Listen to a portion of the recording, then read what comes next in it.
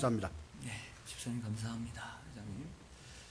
네, 오늘 2014년도 여름 특별 새벽 부흥회 첫째 날 나오신 여러분 주님의 이름으로 환영하고 축복합니다.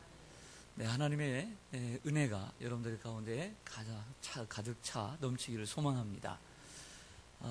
그리고 우리 앞에 옆에 대해 서로 인사하겠습니다. 하나님께서 당신을 사랑하십니다. 하나님께서 당신을 사랑하십니다. 작년 이맘때 여름 특세를 시작하면서 여러분들과 함께 시편을 나눴던 기억이 생생합니다. 잘 아는 말씀이었지만 1편부터 12편까지 나누면서 저에게 개인적으로는 무척 도움이 되었고, 또 그전보다는 그 시편 말씀이 지난 한 해 동안은 무척 저 자신에게 유익했고 도움이 되었음을 전 여러분들에게 간증할 수 있습니다. 이번에도 바라는 것은 어제부터 13장부터 그리고 오늘 14장 그리고 24편에 이르기까지 이번 특세에 주시는 또 그 말씀을 통해서 우리가 인생을 살면서 인생의 수많은 hit노애락 가운데 이 시편의 말씀이 우리의 마음속에 심겨지기를 원하고요, 우리의 삶에 큰 힘이 되기를 소망합니다. 오늘은 그 첫째 시간으로 시편 14편입니다. 시편 14편은 읽다 보면 시편 중에 또다시 반복되어지는 시편입니다. 그것은 53편입니다. 시편 14편은 하나님의 이름을 4번이나 여호와로 기록합니다. 그리고 대신 시편 53편은 하나님의 이름을 하나님이라고 기록합니다. 그래서 시편 14편은 여호와, 야훼의 시편이라고 이야기하고, 시편 53편, 이 쌍둥이 시편은 하나님이라고 하는 이름이 나오기 때문에 하나님 시편 혹은 엘로힘 시편이다, 이렇게 이름합니다. 시작과 끝이 동일하게 되어 있는 쌍둥이 시편입니다. 시편 14편이 14편의 제목은 누가 어리석은 자인가 이고요, 주제는 무실론의 어리석음이라고 할 수 있습니다. 먼저 어리석다는 뜻에 대한 이야기를 해보겠습니다. 1절을 보시죠. 1절 같이 한번 읽겠습니다. 시작. 어리석은 자는 그의 마음에 이르기를 하나님이 없다 하는도다. 그들은 부패하고 그 행실이 가증하니 선을 행하는 자가 없도다. 아멘. 어리석은 자는 그 마음에 이르기를 하나님이 없다 하도다 라고 했습니다. 어리석은 자는 누구일까요? 어리석은 자는 IQ, 지능이 낮은 사람을 얘기하지 않습니다. 그리고 머리가 둔한 사람을 얘기하지 않습니다. 하나님을 인정하지 않고 하나님을 싫어하는 사람, 하나님을 부인하는 사람을 어리석은 사람이라고 이야기합니다. 왜냐하면 참된 지혜는 잠언서 1장 9절의 말씀처럼 7절의 말씀처럼 여호와를 경외하는 것이 지식의 근본이고, 그리고 잠언 9장 10절의 말씀처럼 여호와를 경외하는 것이 지혜의 근본이기 때문입니다. 여호와를 경외하는 것이 지식의 최고봉이고, 여호와를 경외하는 것이 지혜의 최고봉이니, 여호와를 경외하지 않고 여호와를 인정하지 않는 삶이 가장 어리석음의 극치인 줄로 믿습니다. 그래서 어리석다는 것은 인간의 관점에서 얘기하는 것이 아니라 하나님의 관점에서 어리석음을 이야기하는 것이죠. 그러므로 하나님이 없이 사는 인생의 모습은 부패하고 그 행실이 가증하며 선을 행하지 않는다라고 말씀하고 있습니다. 이사야 32장 6절에는 이 어리석음의 정의를 내려줍니다. 이사야 32장 6절에 보면 이는 어리석은 자는 어리석은 것을 말하며 그 마음에 불의를 품어 간사를 행하며 패역한 말로 여호와를 거스르며 줄인 자의 속을 비게 하며 목마른 자에게 마실 것을 없어지게 함이며 라고 말했습니다. 결국 어리석은 자는 그 마음에 불의를 품어 간사를 행하며 패역한 말로 여호와를 거스르는 자다. 즉 어리석은 자는 하나님에 대하여 믿음만 없는 것이 아니라 하나님을 믿고 안 믿고를 떠나서 우리 삶 속에 불의를 행하고 간사하고 그리고 패역하여 함부로 열린 입이라고 함부로 하나님을 거스르며 사람을 속이고 살아가는 것이 어리석음인 것이에요. 할렐루야. 믿음만 있다고 되는 것이 아니라 간사하고 불의를 행하고 또한 패역한 말로 열렸다고 해서 함부로 말하는 것을 가리켜서 어리석음이다 라고 말하는 것입니다. 여러분, 우리 주위에는 이처럼 어리석은 자가 많이 있습니다. 하나님을 인정하지 않고 하나님을 싫어하는 자들이 많습니다. 패역한 말로 하나님을 거스리는 자들이 우리의 가족과 우리 이웃에도 많습니다. 하나님께서 그들을 긍휼히 여겨주시기를 간절히 소망합니다. 한 걸음 더 나아가서 무신론자들의 모습을 잘 보여주는 부분이 있습니다. 우리 로마서 3장을 한번 열어보겠습니다. 로마서 3장입니다. 로마서 3장.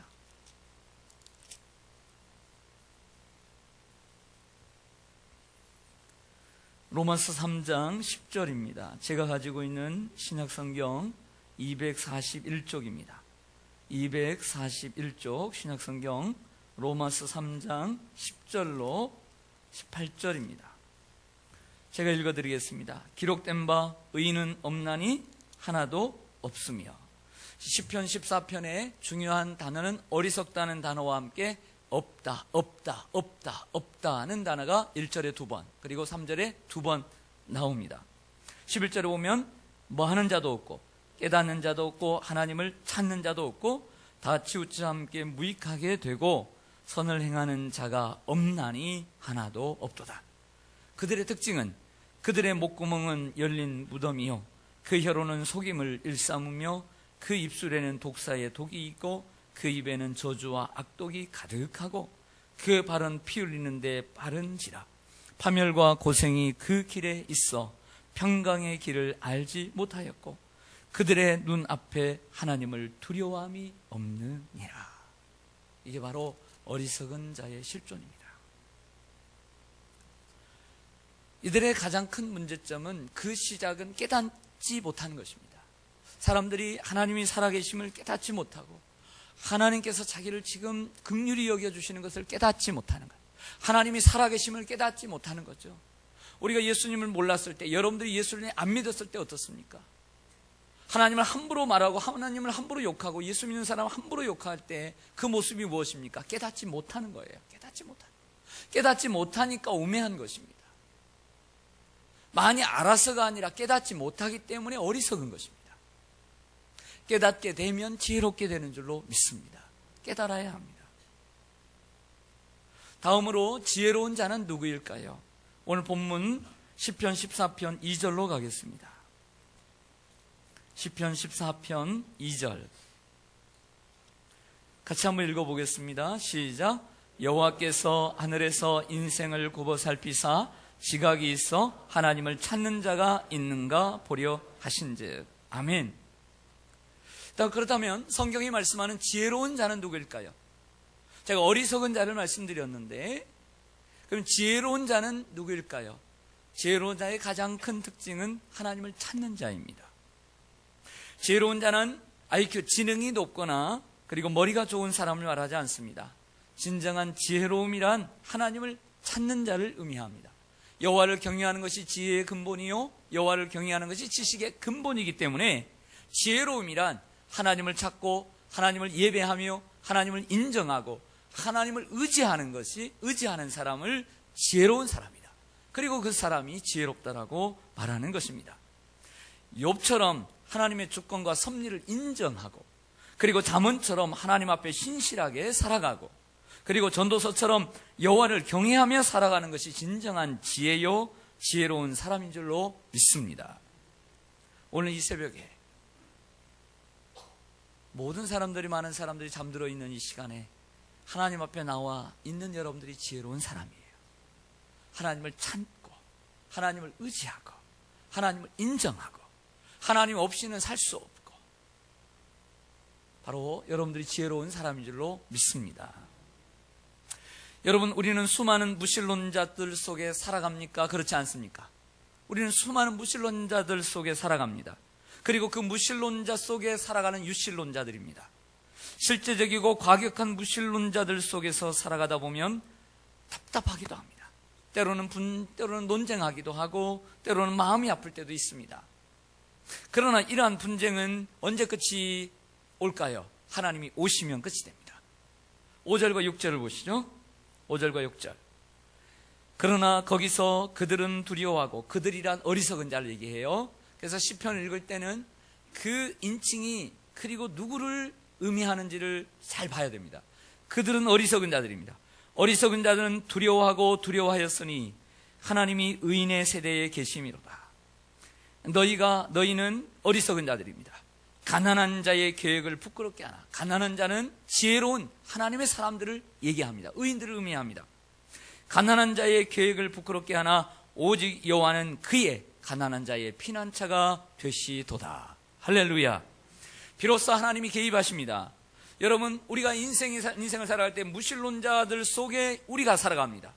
답답할 때가 많습니다. 그러나 때가 되면, 예수님이 오시고 하나님이 오시면 하나님께서 모든 것을 깨끗하게 드러내 보이십니다. 결국에 어리석은 자는 두려워 떨게 될 것입니다.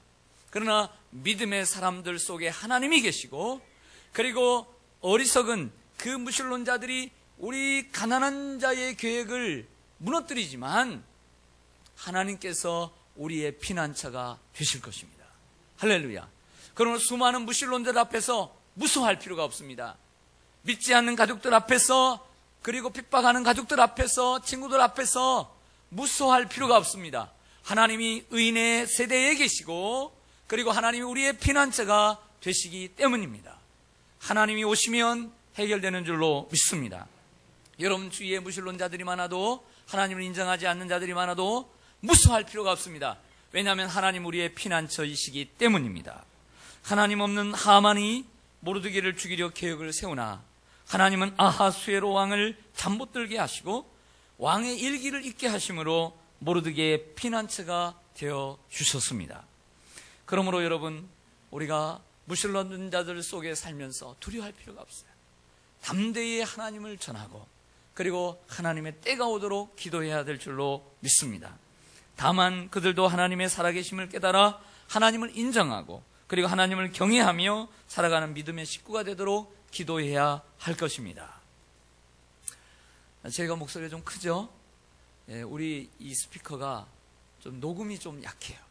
그래서 휴대폰 속에 유튜브를 통해서 듣는데 작다고 그래요. 작다고. 그래서 제가 좀 크게 합니다. 이해를 해주시기를 바랍니다. 그 좋은 스피커가 아닌 이상, 집에 컴퓨터 스피커를 두지 않는 이상은 좀 이 휴대폰을 통해서 작아요. 그래서 좀 집에 좀 큰 휴대폰을 스피커를 좀 준비하시든지, 아니면 우리 교회가 좀 새롭게 하든지 하겠습니다. 현재 월드컵이 어디 열리고 있죠? 어디서? 브라질에서 열리고 있어요. 브라질의 랜드마크가 무엇입니까? 많이 있습니다. 우리 서울에는 랜드마크가 한강인 것처럼 브라질의 랜드마크는 예수상입니다. 이 예수상은 브라질이 포르투갈의 식민지로부터 독립 100주년을 기념하면서 리우데자네이루에 있는 코르코바도라고 하는 산 위에 세운 탑입니다. 상입니다. 현재 세계 7대 불가사의 가운데 하나에 등재되어 있고요. 현재 지구상에 존재하는 예수상 가운데 최대 규모입니다. 그 크기가 무려 39.6m, 40m에서 40cm 부족해요. 무게만 700톤이 넘는 어마어마한 이러한 상이 거기에 그 언덕 위에 세워져 있습니다. 이게 톨게이트가 아니라 그 올라가는 걸 뭐라고 그러죠? 타고 올라가는 거? 케이블카를 타고 올라가. 돈을 주고. 그런데 걸어서 올라가는 길이 있는데 강도들이 많대요. 조심하세요. 꼭 케이블카를 이용하시길 바랍니다. 브라질이 이번에 4강에 올랐습니다. 유명한 축구선수이자 브라질의 신성이라 불리는 네이마르가 후반을 마치면서 부상을 당해서 이번에 이제 게임 아웃이 되었습니다. 이제 더 이상 볼 수가 없습니다. 그러나 이 네이마르가 고등학교 때 여자를 알았어요. 그래서 고등학교생 때 아기를 낳았어요. 10대에 연애를 해서 아기를 낳아 아빠가 되었어요. 네이마르가. 하지만 믿음으로 아기를 키우며 카카와 함께 선교사의 꿈을 키우고 있는 하나님의 자녀입니다. 얼마나 멋진 자녀인지 몰라요. 그의 과거는 그의 과거의 이력에서 지우고 싶은 과거이지만 세계 최고의 축구 선수가 되어서 하나님의 이름을 전하는 선교사로 꿈을 가지고 살아가고 있어요. 그뿐만 아니라 어제 8강전에서 브라질에 득점을 올린 다비드 루이스, 파리에서 뛰다가 지금은 영국 최고의 클럽 가운데 하나인 첼시에서 뛰고 있는 다비드 루이스가 득점을 올렸어요. 그 득점을 올리면서 하나님 앞에 기도하는 모습을 혹시 보셨습니까? 무릎을 꿇고 하나님 앞에 기도하는데 박주영은 이렇게 기도하고 잠깐 5초도 기도 안 하는데 다비드 루이스는 안 보셨어요? 보셨어요? 안 보셨어요? 한참 동안 기도하는 거 봤어요? 안 봤어요? 얼마나 독실한 크리스찬인지 몰라요. 어느 정도 독실한 크리스찬이냐면 첼시에는 유명한 다비드 루이스보다 더 유명한 선수가 있어요. 토레스라고 하는 세계적인 선수가 있어요. 불을 좀 꺼주세요. 영상 하나 보여드릴게요. 빨리빨리 좀 움직여주시고. 예. 하나만 영상, 짧은 영상인데 한번 보여드릴게요.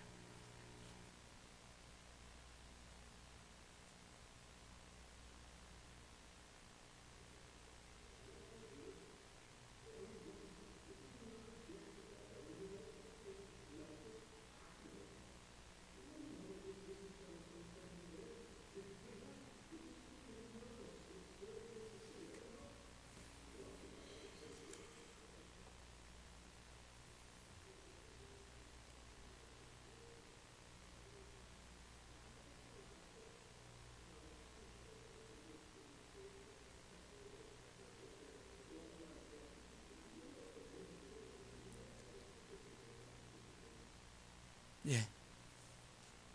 여기까지. 기도를 해주고 있는 사람이 다비드 루이스예요. 머리가 뽀글뽀글한 사람. 그리고 정말 멋있게 잘생긴 사람이 토레스예요. 그날 경기를 시작 전에 루이스가 토레스에게 사람들이 다 보는 가운데서 안수기도를 한 거예요. 토레스가 그날 5골 가운데 2골을 넣었어요. 할렐루야. 사람들이 다 보는 가운데. 얼마나 멋져요. 이 선수를 모르는 사람들이 없어요. 오늘 처음 하신 분도 계시겠지만 전 세계인이 보는 가운데 이처럼 하나님을 인정하는 모습이 그들 가운데 있는 줄로 믿습니다. 여러분, 하나님을 인정하는 것이 이처럼 아름다운 거예요. 하나님을 인정하는 것, 내 삶으로 하나님을 인정해야 합니다. 여러분, 누가 어리석은 자일까요? 그리고 누가 지혜로운 자일까요? 답을 말씀드릴게요. 저는 그 답을 잘 알지 못했어요. 저는 조금 전까지만 해도 정말 무신론자가, 어리석은 자가 저 세상에 하나님이 없다고 하는 사람들, 그리고 하나님을 인정하지 않고 왜 예수를 믿느냐고, 왜 교회를 다니냐고 하는 사람인 줄 알았어요. 그러나 그렇지 않음을 저는 조금 전에 알았어요. 진정한 어리석은 자는 하나님을 믿는 믿음이 있다라고 하면서도 세상 가운데 살아가면서 가정과 직장과 사회생활 가운데 하나님이 없는 사람처럼 살아가는 우리가 무신론자예요. 직분이라는 직분은 받았지만, 하나님 앞에 봉사는 하지만, 신앙의 모습은 있지만, 실제적으로 삶 속에 하나님을 인정하는 모습이 없고, 하나님을 나타내는 향기가 없고, 불의가 있으며 간사가 있으며 입이 열렸다고 함부로 말하며 살아가는 이들이 진정한 어리석은 자예요. 여러분은 어떻게 생각하세요? 우리가 초동옥사로, 여러분들도 하나님의 사람으로 우리가 살아갑니다. 우리는 이 성경을 읽으면서 어리석은 자는 그 마음에 이르기를 하나님이 없다 하도다.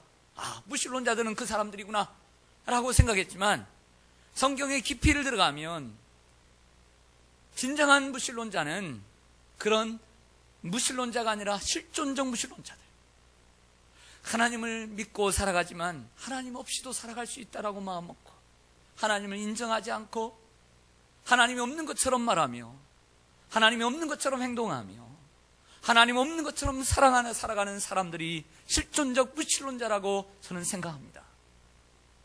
그러므로 오늘 이 말씀 앞에 우리는 예외가 될 수 없으며 다시 한번 하나님 앞에 마음의 무릎을 꿇고 기도해야 될 줄로 믿습니다. 하나님, 내 삶을 통해서 하나님을 인정하기를 원합니다. 교회 안에서만 명목상 그리스도인으로 하나님을 인정하는 삶이 아니라 하나님, 내 가정에서 내 남편에게, 내 아내에게, 내 부모와 형제에게, 자녀에게 하나님을 인정하는 삶을 살게 해 주옵소서. 믿지 않는 세상 사람들 앞에서도 하나님을 인정하는 사람으로 그 모습대로 살아가게 하여 주시옵소서. 이러한 모습이 진정한 그리스도인의 모습이요 지혜로운 하나님의 사람의 모습인 줄로 믿습니다. 마지막 7절 읽고 말씀을 마치겠습니다. 같이 읽습니다. 시작. 이스라엘의 구원이 시온에서 나오기를 원하도다.